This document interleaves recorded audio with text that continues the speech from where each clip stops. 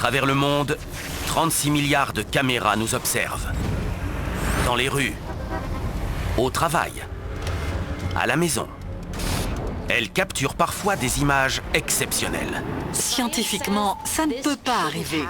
Vous avez vu ça? Des experts analysent ces événements inhabituels. Wow, quelle explosion! Ça n'a aucun sens. Il doit forcément y avoir une explication. Mais que se passe-t-il? Dans cet épisode, est-ce qu'un survivaliste va manquer de peu sa propre apocalypse? Le souffle a fait s'ouvrir toutes les portes. Tout s'est mis à trembler. C'est incroyable. Des habitants de la Floride sont la proie de moustiques mutants. Il est possible que cet homme ait servi de cobaye. Et un inquiétant bonhomme de pain d'épices qui cherche à se nourrir de vous. Je n'avais jamais rien vu d'aussi bizarre. Non seulement on dirait que cette chose a des jambes, mais en plus, elle bouge. Des phénomènes étranges. Oh, bon sang! Des mystères sont filmés. Que cachent ces étranges vidéos?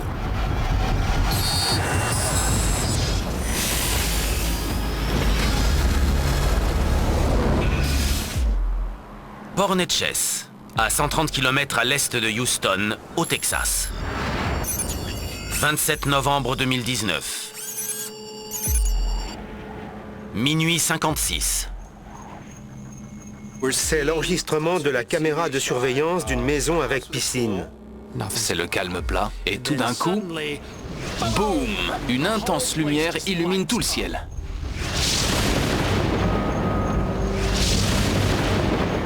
Qu'est-ce qui a bien pu se passer? Aucune idée. Un éclair lumineux hors du commun inonde le ciel au-dessus de cette petite banlieue, transformant la nuit en jour.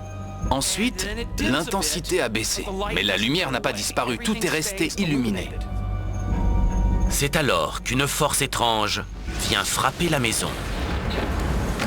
Il y a comme une onde de choc qui fait s'ouvrir les portes de la maison. Tout s'est mis à trembler. C'est dingue. Finalement, un chien perturbé par la déflagration finit par sortir de la maison. C'est comme si un second soleil était apparu. Il faut qu'on découvre de quel type d'explosion il s'agit. L'historien Martin Morgan pense que ce puissant souffle pourrait provenir d'un important accident dans une base secrète souterraine. Dans la société américaine actuelle, il y a de plus en plus de personnes qui se préparent à la fin du monde ou à l'apocalypse. De nos jours, un nouveau type de survivaliste est en train de voir le jour, craignant non pas une attaque de la Russie ou de la Chine, mais une attaque de l'intérieur.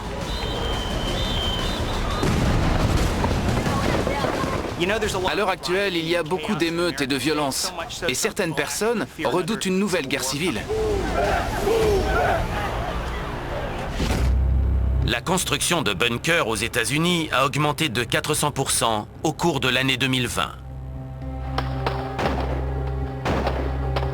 Et au Texas, un État qui se targue de son indépendance, on se prépare à la fin des temps, plus que n'importe où ailleurs. La banlieue de Houston ne fait pas exception.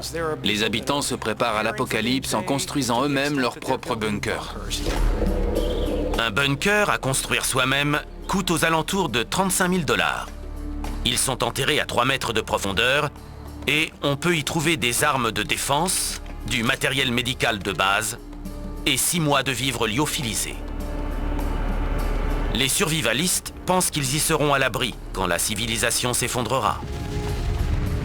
Mais s'ils sont mal conçus, les bunkers peuvent devenir des pièges mortels. Un client a engagé un entrepreneur pour construire un bunker sous sa maison, ce qui est illégal. Et devinez quoi? Un feu s'est déclaré et l'entrepreneur est mort.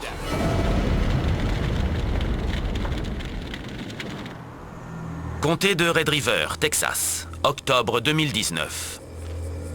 Nouvelle journée funeste pour un groupe de survivalistes. Il y a eu une fuite de gaz dans un bunker. Le propane s'est répandu, une étincelle et boum, tout a explosé. Il y a eu 3 morts. Peut-être que l'explosion venait d'un abri anti-atomique. L'ingénieur David Wallace a les preuves de la présence de nombreux bunkers illégaux dans les environs. Mais il doute que l'un d'entre eux soit en cause. Quelle que soit la cause de la lumière qu'on voit, elle suppose une source de matériaux inflammables bien plus importante que ce qu'on pourrait trouver dans un petit bunker. Mais de bien plus gros bunkers ont été construits à travers les États-Unis. Les personnes très riches se font construire des énormes bunkers pour tenter de réchapper à cette guerre civile qu'ils redoutent tellement. Houston est l'une des villes les plus riches de l'Amérique. On y recense 2% de millionnaires. Le journaliste Jeff Wise y a découvert les plans d'un bunker de 300 millions de dollars prévu dans l'État du Texas. On se croirait à l'hôtel. Il y a une piscine et même un héliport. Pourquoi pas? Chaque appartement se trouve sous terre pour que les résidents soient en sécurité en cas d'apocalypse. Certains bunkers de pointe disposent de multiples filtres à air, de mois de vivres, de gardes lourdement armés pour repousser les intrus et d'importantes quantités de fioul pour alimenter leurs générateurs. Une explosion dans un complexe souterrain de cette taille aurait pu illuminer la nuit comme sur la vidéo. Mais l'ancien agent de la CIA, Tracy Walder, n'a pas trouvé trace de l'explosion d'un bunker de ce genre à cette date, près de Port Neches. Quelque chose a dû exploser. Mais quoi?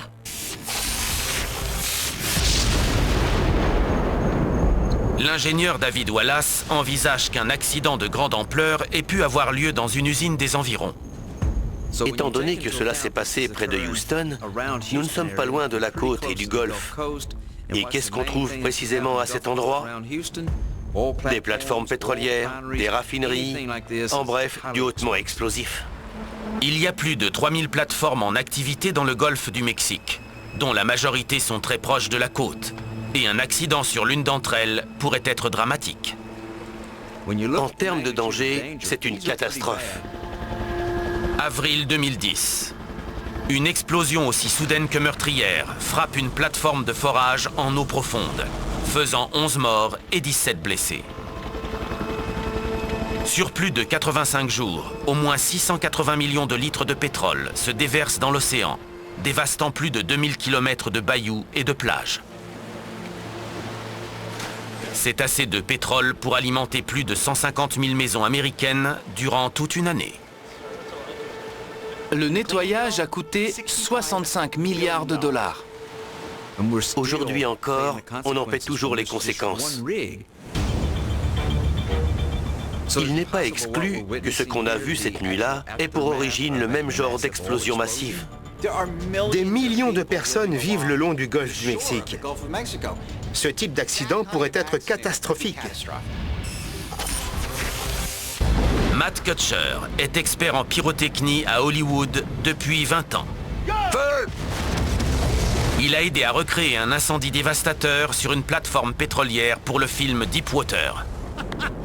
Ça, c'est Hollywood! Après analyse de la vidéo, il conclut que cela ne peut pas être l'explosion d'une plateforme. Il y a un composant particulier à l'origine de cette blancheur éclatante. On ne voit aucune autre couleur comme de l'orange, par exemple. Il faut trouver ce que c'est. Cette lumière blanche éclatante me fait penser à une explosion chimique, impliquant des matériaux en poudre ou des métaux. La poudre d'aluminium est utilisée dans l'industrie chimique et dans la production de fer et d'acier.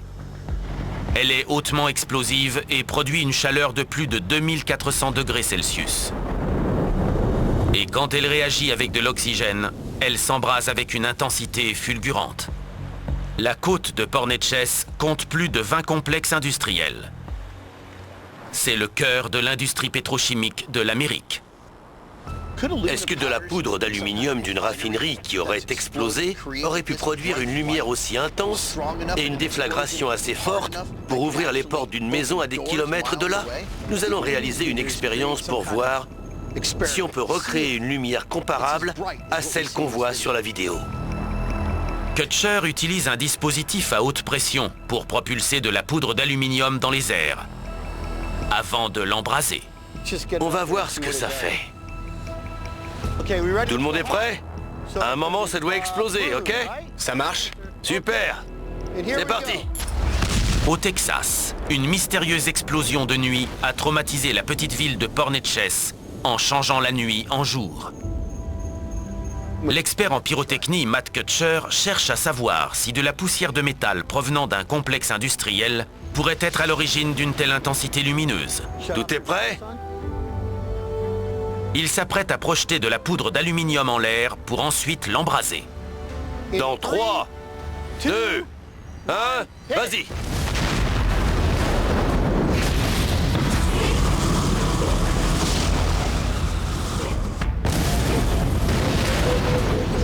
Ça, c'était une idée lumineuse. La blancheur intense de l'explosion ressemble énormément à l'étrange lumière qu'on a pu observer sur le reflet des portes de la maison. Kutcher est persuadé qu'un composant métallique est impliqué. Il est tout à fait plausible que cette vive lumière blanche soit venue d'une usine chimique. Lorsqu'elles utilisent de l'aluminium ou du magnésium sous forme de poudre très fine, cela peut tout à fait donner ce genre d'explosion. Le journaliste Jeff Wise a étudié les rapports de police de Port Neches et il a trouvé un lien. Il se trouve qu'une installation pétrochimique a pris feu et qu'elle a explosé. Ces portes que nous voyons s'ouvrir violemment, c'est le résultat de l'onde de choc de cette explosion. Mais ce n'est pas tout. L'explosion a propulsé l'une des tours de l'usine dans le ciel comme une fusée. L'usine produit plus de 400 000 tonnes de butadiène chaque année. Ce gaz incolore et volatile est fabriqué à partir du pétrole et utilisé pour faire du caoutchouc.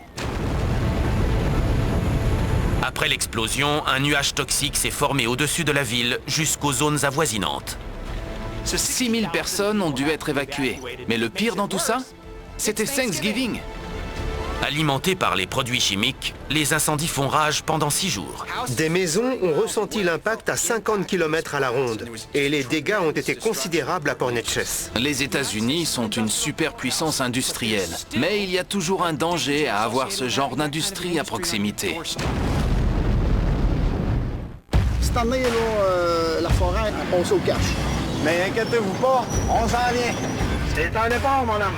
On n'est pas notre premier rodéo, hein? Vite chantier nouvelle génération, lundi 19h30 à Canal D. Sud de la Chine, sur la côte sud de la mer de Chine.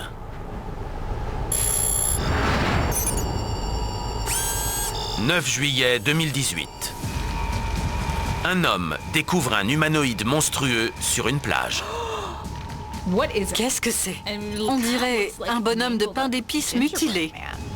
L'étrange créature, comme un objet ramené à la vie dans un sombre conte de fées, semble se débattre pour échapper à l'emprise de l'homme. Je n'avais jamais rien vu d'aussi bizarre. Non seulement on dirait que cette chose a des jambes, mais en plus elle bouge. Lorsque la caméra se rapproche, ce qui ressemble à un œil apparaît au milieu de ce visage défiguré. Révulsé, l'homme le rejette à la mer. Cette créature ne ressemble à rien de connu sur Terre. Cet être terrifiant à l'allure humaine fait penser à une version macabre du bonhomme de pain d'épices.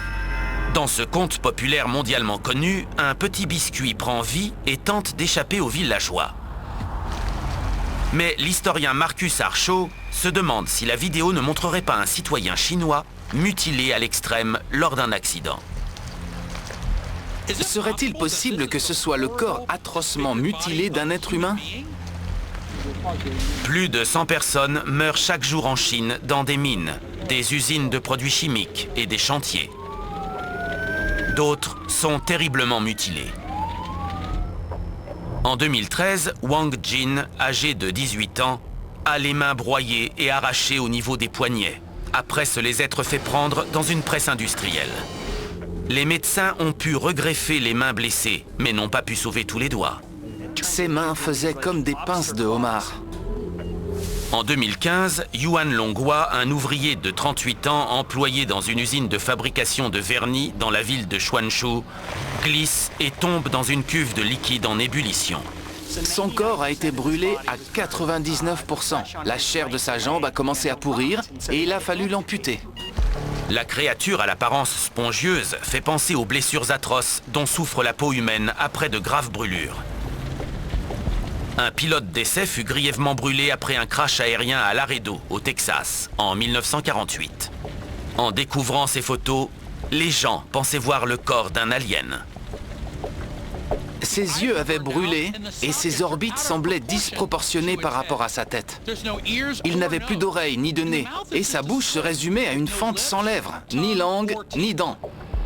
La côte chinoise est utilisée pour tester de nouveaux avions expérimentaux, souvent peu fiables. En 2019, un avion de combat chinois s'écrase sur l'île de la province de Hainan, près de l'endroit où la vidéo a été tournée, entraînant la mort des 2 pilotes. Est-ce que cette chose étrange qui s'est échouée sur la plage aurait un rapport avec ce genre d'accident? Mais la biologiste Raven Baxter examine la créature sur la vidéo et conclut qu'il ne peut pas s'agir d'une personne mutilée.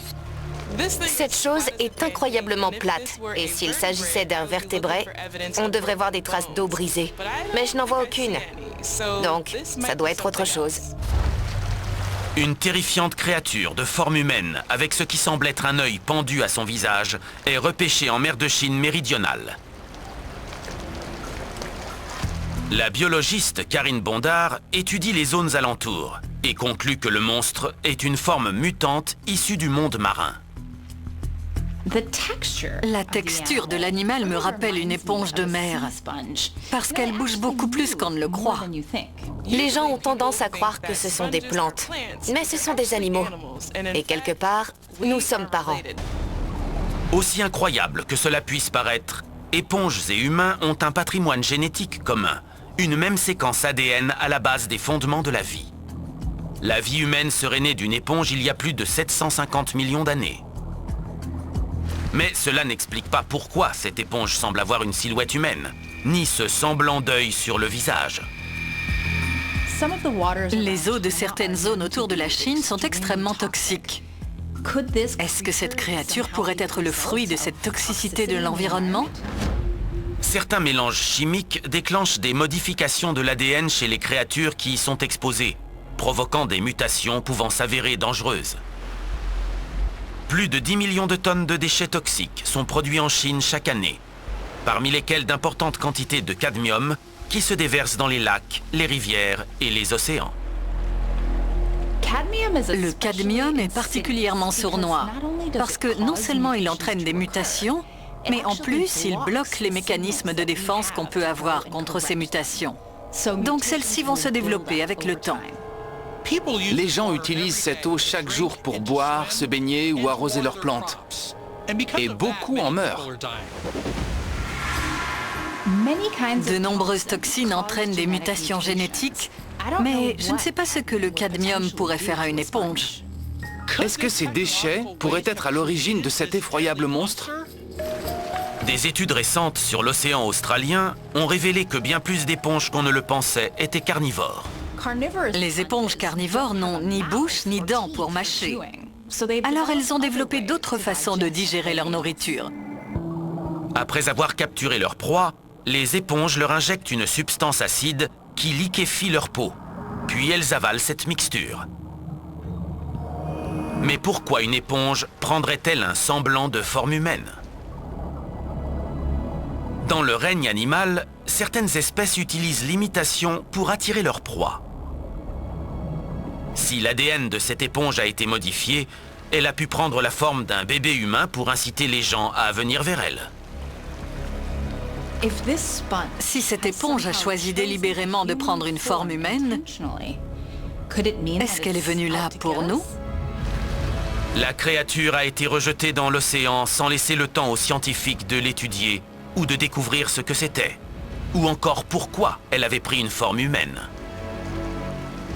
Tant qu'on n'aura pas d'autres informations sur cette chose affreuse, le mystère restera entier. Les vendredis, la vérité se dévoile. Un indice à la fois. On ne savait pas depuis quand le jeu était truqué. Quelle était l'ampleur de ce coup monté? 3 enfants disparaissent la même journée. C'est arrivé une fois, ça, dans l'histoire au Québec. Le malheur s'accumule étrangement ici. Ça risque de m'en finir. Tout le monde a les yeux rivés sur cette enquête. Faut pas se planter, on n'a qu'une seule chance. Les vendredis policiers, dès 20h, à Canal D. Pensacola, en Floride. 24 avril 2020.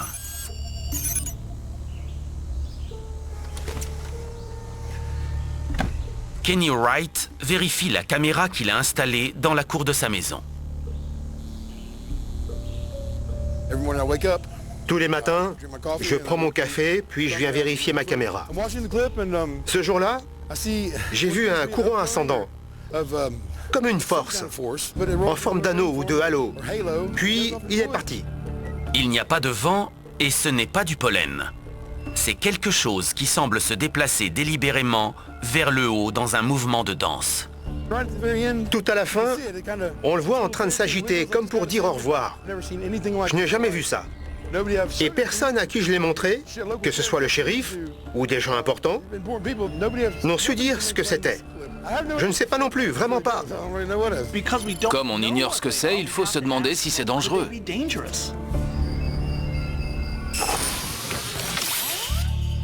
L'auteur Patrick Tomlinson soupçonne Kenny et ses voisins d'être les cobayes d'une expérience gouvernementale qui terrorise les habitants de la Floride. Ça pourrait être une nuée d'insectes volants, mais ils se déplacent différemment et sont plus organisés. Il y a quelque chose de nouveau et de différent dans leur comportement. En 2020, des officiels ont donné le feu vert pour relâcher 750 millions de moustiques génétiquement modifiés. Y aurait-il un lien ? Chaque année, les moustiques sont responsables de plus de morts que les guerres, les attentats terroristes et tous les homicides confondus. La population vieillissante de la Floride est très vulnérable au virus du Nil occidental transmis par les moustiques de type fièvre hémorragique qui peut entraîner la mort. Le gouvernement a déployé ces moustiques génétiquement modifiés pour limiter leur prolifération. Ces insectes créés en laboratoire produisent des larves de moustiques femelles qui mourront avant d'avoir pu se reproduire. Mais les habitants de la Floride et certains spécialistes de l'environnement ont peur de se retrouver face à une nouvelle espèce d'insectes mutants ayant échappé au contrôle de leur créateur. Les habitants sont terrorisés. Ils voient ça comme une expérience à la Jurassic Park. 240 000 personnes ont signé une pétition, mais ça n'a servi à rien. La décision était déjà prise. Les gens ont peur que ces insectes puissent donner naissance à une nouvelle super-espèce de moustique. Il est possible que cet homme ait servi de cobaye. Des preuves montrent qu'une expérience de ce genre pourrait mal tourner. Au Brésil, des moustiques génétiquement modifiés, élevés pour les mêmes motifs, ont réussi à transmettre leur génome artificiel à la population locale de moustiques sauvages. Un scénario qui, d'après leur créateur, ne pouvait pas se produire. L'ADN mutant développé en laboratoire est maintenant en totale liberté dans la jungle. Les mutations rapides de l'ADN pourraient engendrer de nouvelles versions terrifiantes des insectes tels que nous les connaissons. Un sursaut d'évolution chez les anthropodes, durant l'ère carbonifère il y a 300 millions d'années, a engendré toute une période d'insectes monstrueux. Les libellules faisaient la taille de goélands et les mille pattes mesuraient 1,80 m. Avec des prédateurs comme ça, il y avait peu de place pour les autres. La Floride compte déjà des espèces très dangereuses, mais là, on atteindrait encore un niveau supérieur. Mais la biologiste Jade Lovell découvre que le gouvernement a relâché ces moustiques génétiquement modifiés trop loin de chez Kenny. Cette expérience avec les moustiques s'est déroulée dans l'archipel des Keys, mais c'est à plus de 800 km au sud-est de Pensacola, donc il doit y avoir autre chose. Dans le jardin d'une propriété de Floride, une caméra capture de nuit les images d'une étrange masse semblable à un essaim. Le biologiste Roland Keyes pense qu'il pourrait s'agir d'un envahisseur dangereux venu d'Amérique du Sud, le triatome. Ce genre d'insecte attaque les humains en les mordant autour de la bouche.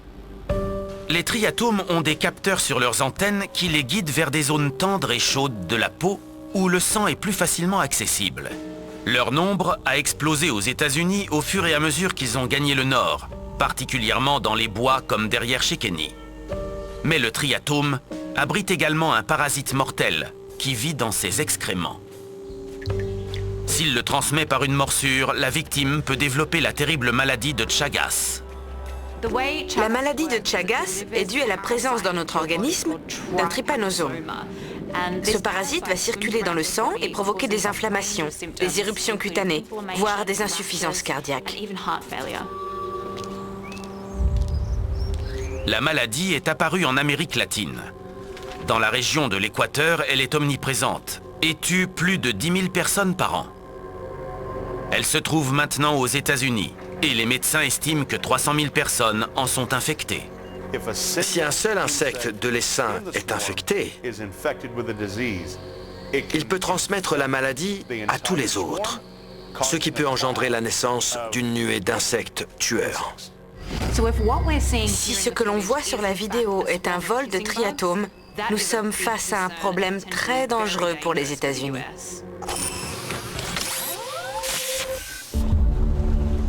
Les autorités de Floride que Wright a contactées ne lui ont pas apporté d'explication quant à ses visiteurs nocturnes. Il soupçonne qu'on lui cache la vérité. Je pense que ça va beaucoup plus loin que ce qu'on voit sur cette vidéo dans ce jardin. C'est incompréhensible. Il se passe des choses la nuit qu'il serait préférable d'ignorer.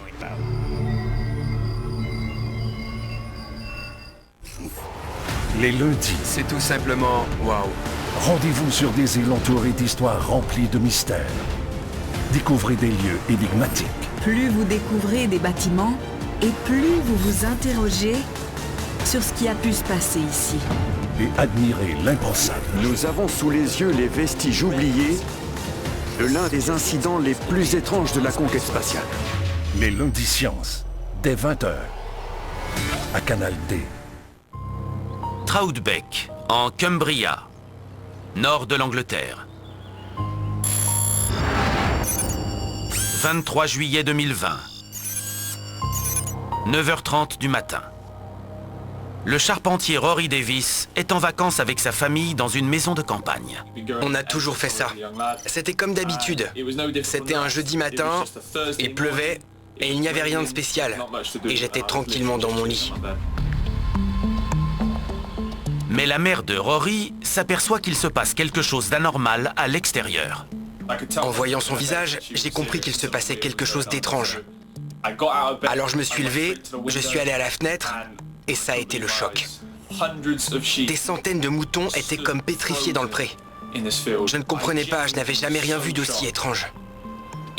Chaque mouton était figé. Pas un seul ne bougeait. Je n'ai pas compris ce qu'il se passait. Comme si on avait touché l'interrupteur et que le monde s'était arrêté. Plus de 100 moutons, soit un troupeau entier, semblent avoir été affectés par une étrange torpeur. Je tremblais, mais il fallait que je filme ça, sans quoi personne ne m'aurait cru. Je n'aurais eu que ma parole. J'ai pu faire des gros plans, et pendant que je filmais, j'ai pu en voir qui étaient en train de manger, d'autres en train de s'asseoir ou de se coucher, mais complètement immobiles. Pas croyable. C'est comme si le temps s'était arrêté. Tout est figé. Il y a zéro mouvement. Rien ne bouge sur la vidéo. Le journaliste Jeff Wise commence par penser que cet étrange comportement peut être une réaction face à un danger imminent. Les moutons sont des proies. Ils cherchent à tout prix à éviter le danger. Et un de leurs moyens de défense est de se figer et de rester immobile pour que le prédateur ne les remarque pas s'il se trouve à bonne distance. Mais l'analyste d'images Ben Radford note des différences cruciales entre le comportement qu'il observe sur la vidéo et des réactions normales d'animaux. Parfois, dans la nature, les animaux qui se retrouvent face à un prédateur arrêtent de bouger, ce qui pourrait expliquer ce qu'on observe ici, si ce n'est qu'ils n'ont pas l'air d'avoir peur. Ils regardent dans différentes directions. Ce n'est pas comme s'ils avaient tous le regard braqué vers un loup. Le dernier loup vu en Angleterre se trouvait précisément en Cumbria, mais c'était en 1390. Et selon Rory, les moutons sont restés immobiles pendant bien plus longtemps qu'un animal le fait normalement. Ils sont restés là pendant une bonne heure et demie, ce qui est très long. Donc, s'il y avait eu une menace, Elle serait sûrement partie entre-temps. Ça n'a aucun sens. Dans le nord de l'Angleterre, Rory Davis filme une scène étrange montrant des moutons totalement immobiles. Ces moutons étaient complètement figés. Et j'ai essayé de faire du bruit, j'ai agité les mains. Mais ils n'ont absolument pas bougé. Rien.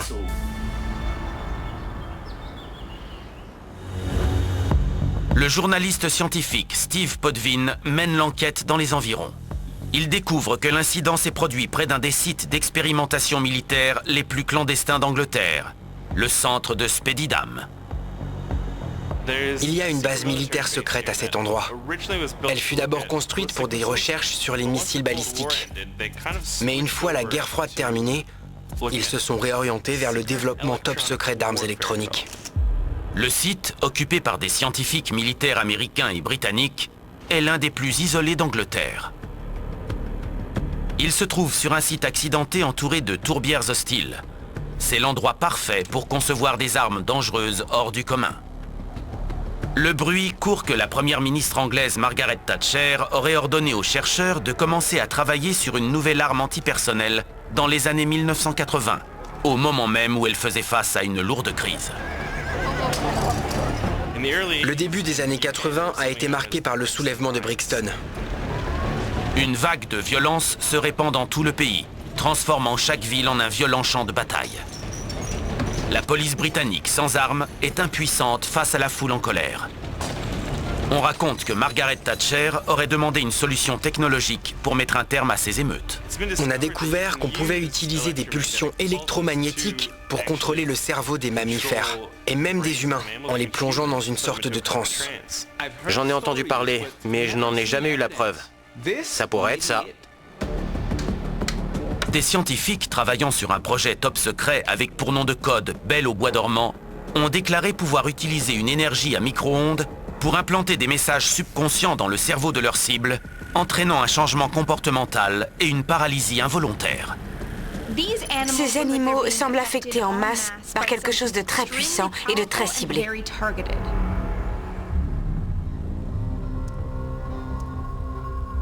Podvin se demande si ces moutons pourraient faire partie d'une expérience pour utiliser à nouveau cette technologie dans les temps troublés actuels.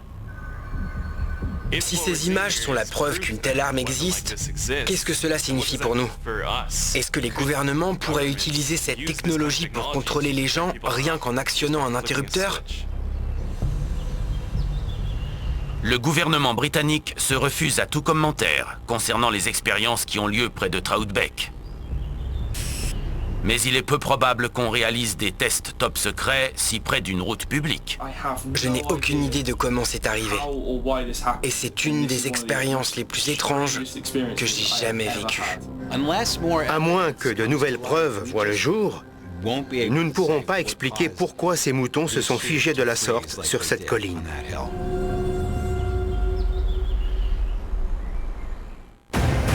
Les mardis. Rien n'est trop lourd pour être remorqué. Assistez à leur dévouement ainsi qu'aux manœuvres habiles et périlleuses, où chaque seconde compte. Les mardis catastrophes dès 20h, à Canal D. Quito, capitale de l'Équateur.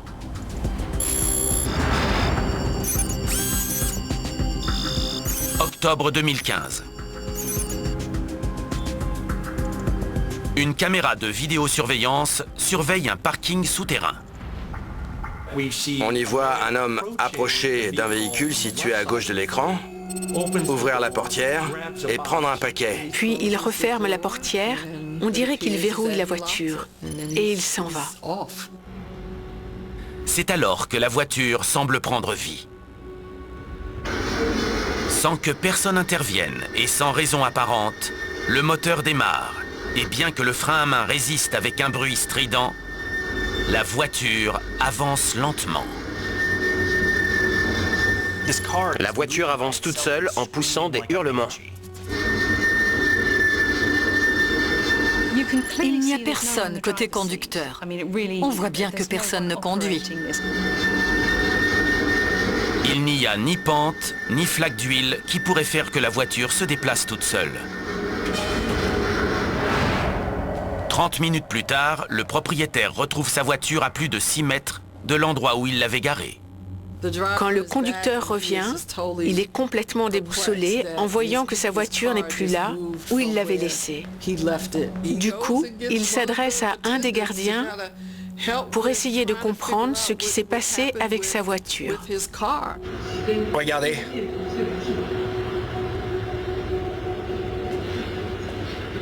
Je ne comprends pas. Le fait que la voiture semble avoir attendu d'être seule pour bouger est vraiment bizarre. On dirait presque que cette voiture est dotée d'un esprit.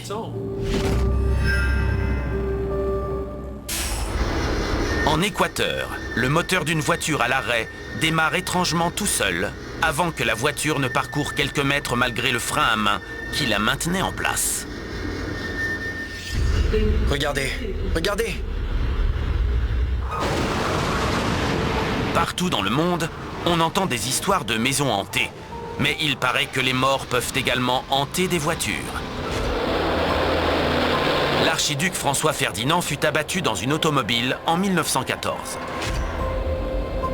On dit que cette voiture est toujours hantée. Il paraîtrait que les fantômes de Bonnie and Clyde hantent leur voiture criblée de balles, aujourd'hui exposée dans un casino au Nevada. Quand on parle de voitures possédées, on pense tous au roman de Stephen King, Christine. Il s'est inspiré d'une véritable Dodge de 1964, surnommée la Golden Eagle. On la décrit comme la voiture la plus maléfique de l'Amérique, avec la garantie d'un voyage en enfer à la clé. Les premiers propriétaires seraient les services de police d'une ville située dans le Maine. Les 3 policiers qui ont conduit cette voiture vont curieusement commettre des meurtres suicides. Ils assassinent leur famille avant de se suicider. Les membres horrifiés d'une église toute proche tentent de s'emparer du véhicule pour procéder à un exorcisme. Erreur fatale. Sur la route, ils sont percutés par un camion à 18 roues et beaucoup d'entre eux sont décapités. Quand on croit aux fantômes, ce n'est pas surprenant de croire qu'une voiture puisse avoir des pouvoirs surnaturels.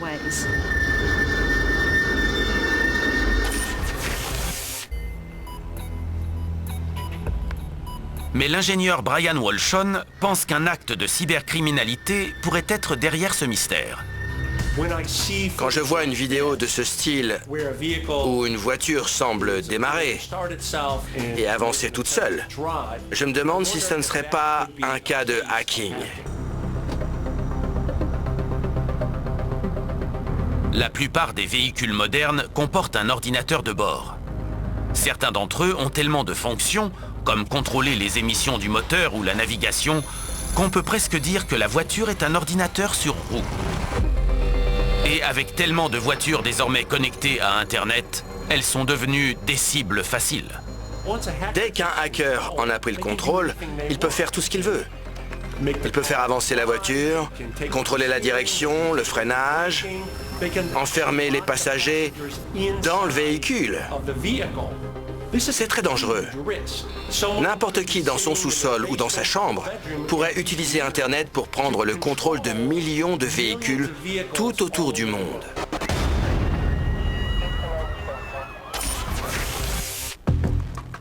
L'ancien agent du FBI Rhonda Glover identifie la marque de la voiture grâce à des logiciels spécialisés. Mais sa forme est légèrement différente des modèles produits en usine. L'espace entre le pneu et la jante est un peu plus important que sur les modèles standards, ce qui indique qu'il y a dû y avoir des modifications et que la suspension a dû être soit trafiquée, soit rehaussée.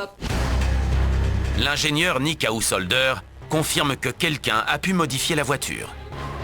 C'est une berline sportive. C'est le genre de voiture que les passionnés adorent personnaliser et modifier autant qu'ils le peuvent. Le tuning génère un marché de plus de 100 milliards de dollars dans le monde, avec pour but de transformer de simples véhicules en superbolides personnalisés. Mais les amateurs risquent leur vie au volant de ce genre d'engin. Un rassemblement de voitures à Stevenage, en Angleterre, s'est terminé tragiquement quand 2 véhicules hors de contrôle se sont percutés violemment à grande vitesse. Personne n'a été tué, mais 19 adolescents ont été grièvement blessés et mutilés. Si le travail a été mal fait, une erreur au niveau de l'allumage pourrait être l'explication. On entend un bruit de ronflement qui vient probablement du démarreur, ainsi que le crissement des roues qui avancent malgré le frein à main. Pour le gardien, cet homme sur la vidéo a de la chance d'être toujours en vie. Modifier une voiture n'est pas sans risque. Les ingénieurs ont conçu les voitures d'une façon bien spécifique, de sorte à en assurer la fiabilité et la sécurité. Et en changeant la conception de base, vous jouez avec votre vie.